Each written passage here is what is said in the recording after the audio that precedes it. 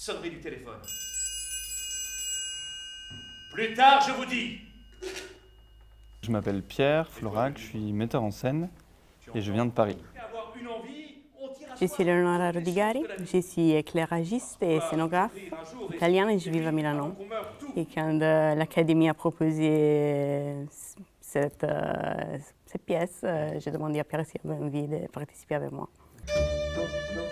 Une fois qu'on nous a annoncé l'opéra sur lequel on allait être, moi j'ai travaillé un petit peu tout seul au début à la table, donc j'ai lu le livret, j'ai écouté l'opéra. Je suis parti dans un truc très simple, c'est-à-dire en respectant un peu l'idée directrice de Stravinsky et Ramu d'un théâtre de tréteau, un théâtre pauvre, un théâtre transportable.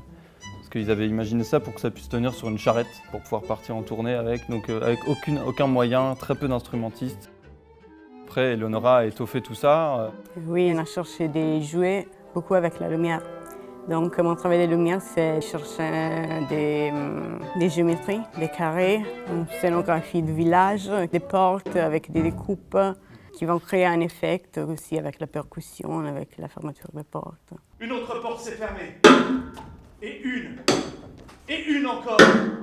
Le fait d'avoir un temps vraiment extrêmement restreint, ça force à aller à l'essentiel, à pas se prendre la tête, à rêver, imaginer 50 versions différentes. On trouve une idée directrice et on la suit, et on la tient, et on va à l'essentiel, et on essaie de pas se perdre. En fait, ce qui se passe sur le tréteau, ça se passe en fait là-bas. Et pour en revenir aux encadrants aussi, on a Antoine qui est venu, Antoine Ding, donc, qui est donc venu assister à plusieurs répétitions, à plusieurs filages, et qui en fait nous a fait des retours assez généraux avec un point de vue très extérieur en fait.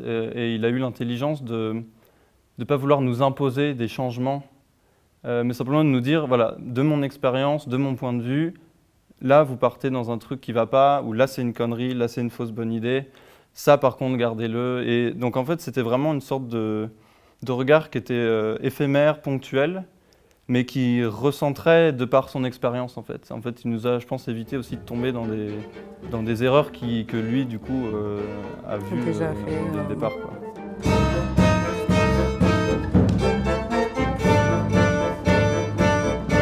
C'est pas nous qui faisons la distribution, nous metteurs en scène. On nous impose une équipe avec laquelle on doit travailler.